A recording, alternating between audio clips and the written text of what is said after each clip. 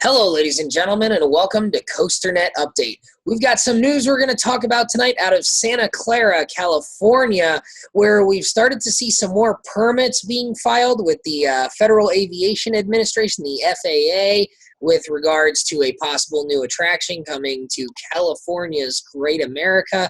Andy, this one here, which I'm trying to find a date on it, it looks like it was entered way back in 2017. Was completed in November 2017, so this has been, submitted and whatnot for quite some time. But the numbers that are sticking out here, well, first of all, it says that it is a new steel structure without an antenna. So, a new steel structure for construction.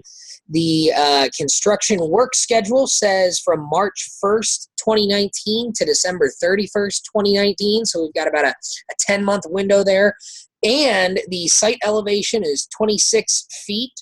The structure height is 210 feet, so the total height being 236 feet. So the immediate reaction there is this could be the hypercoaster that we've been hearing rumors about, which would potentially open in 2020 based on that construction timeline. So, those are the big things sticking out here. There's different dimensions and coordinates, longitude, latitude, telling you where in the park this might be. But I mean, Andy, it looks like we might be getting a pretty large structure at California's Great America, a steel structure, and we've already got a drop tower and an observation tower. Is that correct? So they have both of those. So I mean, what else could we be looking at this point? I think the immediate thought is this is going to be a roller coaster of some kind. Well, it's hard to come up with other stuff that takes 10 months to build too. The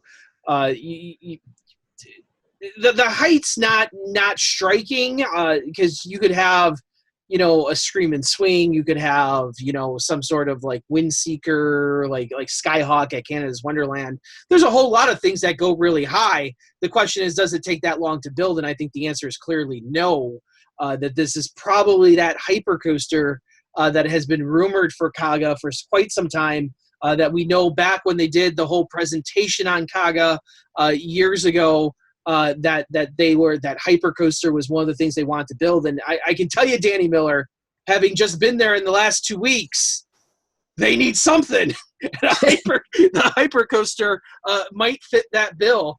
I tell you what, they are severely lacking in that department of that high thrill, big roller coaster. They just do not have anything like that. Patriot, very small. Flight Deck, very small. Railblazer, very small. Gold Striker for a wood coaster is pretty big. But they don't have that big signature steel coaster that pops out in that skyline for you. Yeah, and I think that's really what they need. And I'll tell you something else too. That whole park looks like it's under construction. When I went there, 2 weeks ago. Well, if we believe what Cedar Fair tells us, that might be the case. Well, and I'll say this: you go through and you walk around the place. So many different stores are closed. So many areas are closed off with big fences, like not just closed off. Like with a door locked. Like talking about construction fences in front of them. So that that you can't see what's in there, you can't enter that area whatsoever. So it would not surprise me if some of these buildings get knocked down in order to fit a hypercoaster in there.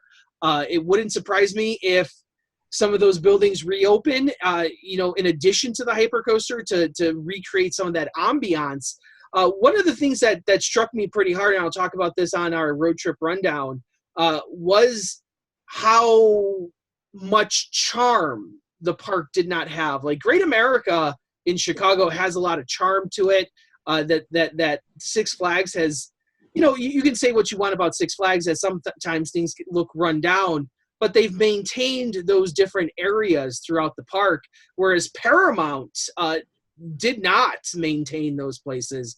So hopefully Cedar Fair also makes it a point to, in addition to the hypercoaster, to bring back some of those areas and those themed lands, because I really think that would really add to the whole Great America experience out in California. Sure, and I mean, like we've talked about on this show many times, it seems like they really still lack the signature steel coaster, and we kind of said that Railblazer, okay, we expect that to be a nice ride and a fun ride, just like we did for Fiesta Texas, but in no way expected it to be the signature steel coaster.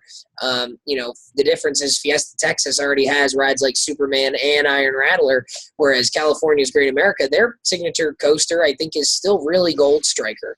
And, to add a signature steel coaster, I still think is something that they need based on what we're hearing out of there. And, I'll be there in a few weeks to hopefully revisit the park and ride Railblazer. But I've ridden Wonder Woman, so I kind of know what to expect here with Railblazer, and if it's the same, if it's not drastically different than Wonder Woman, which I don't expect it to be, there's still going to be a void there in that park for a real top of the line steel coaster that I think kind of makes its way into some of the polls. That would be good to see.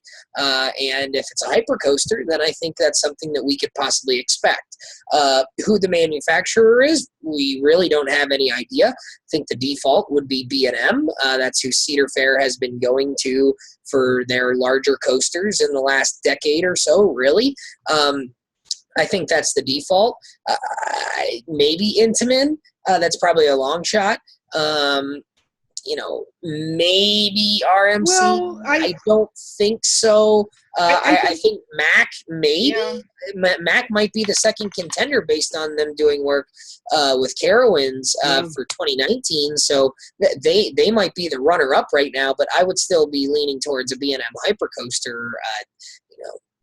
California's Great America is the only former Paramount park that has not gotten a B&M Hypercoaster since the takeover, right? I mean, Canada's Wonderland essentially has two.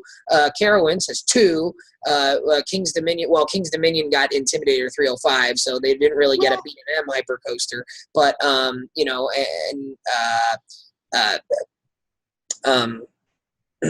what about Kings Island got Diamondback? Yeah. Right. Well, I'm trying to also think what Cedar Fair parks don't even have hypercoasters. Period. Dorney and Worlds of Fun both have the Morgan twins. Knott's doesn't have any. Is Accelerator over 200? I don't think so, right? Yeah, Accelerator I think is 200, 205. Yeah, it's right there. So really, Great America is like, is it the only Cedar Fair park without a hypercoaster? I'm trying to think. Michigan's Adventure. Shivering Timbers is right under 200, right? Yeah. Shivering Timbers, I think, is like 125, 130. So it's not close. Well, it's not that close to 200. I mean, Dorney has one, Valley Fair has one, Worlds of Fun has one. Yeah. Knott's, Accelerator is right there. We already talked about the Paramount parks. Cedar Point, obviously. Yeah. What else are we looking at? I mean, they pretty much all have something. So it would make sense, and when you get down to it, it is a desperate need at that park, is that signature steel roller coaster that's tall, fast, and I could totally see something like Mako going in there. That's exactly what I was thinking. Like I think it would set that ride apart from the others, whereas Behemoth, Diamondback, and I-232 all have those extended trains, have the hills. Something like Mako would really set it apart from a Cedar Fair perspective. Yeah, I think it'd be really cool, and you could definitely maybe go around the outside edge of the park, even if it's along the parking lot, much like Intimidator did at Carowinds. I think you could do something very similar to that. I think it would be really cool to have this signature coaster out at the front of the park. I think that's something Cedar Fair has been doing with the entrance coasters.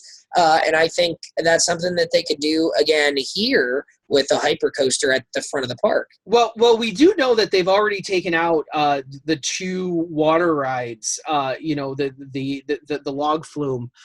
So we kind of think that it's going to start over there. The question is, how far up front is it going to go? The park's not super huge either way. To get all the way up there, that entrance is so nice there anyway. I've always loved the Great America entrances either way. Yeah. And I'll say this, I think the California one is even nicer, than the Chicago one because of the palm trees and the ambiance. It's one of really the highlights. And I'll say this, their hometown square is so much nicer as well because they've maintained it. They didn't knock it all down for a stupid nighttime show and then take the nighttime show out and never bring it back. So you still have that feel of the old hometown square. And there's a lot of parts of that park that are really beautiful. So I think it's going to be a balance of fitting in the hypercoaster, but also maintaining the things that make that park really nice and really beautiful. So I think that's going to be the goal for Kaga. Yeah, I think so. And so, we'll see what progresses here. If it's a 2020 coaster, we're probably not going to hear very much except for things like this and maybe a trademark here and there. But we're certainly not going to get an announcement in the next month or two if it's going to be a 2020 coaster, which is what it's pointing to. And I think that makes more sense anyway, having just put in Railblazer. I think it would make sense to wait a year till your next big coaster. So, we'll have to see how things progress here and what else we find out in the coming months. So as always, keep yourself updated here at COASTER.net. I'm, of course, Andy Robarczyk from Chicago, Illinois. And Danny Miller from Binghamton, New York. Right on, Ride Warriors. See you next time, guys.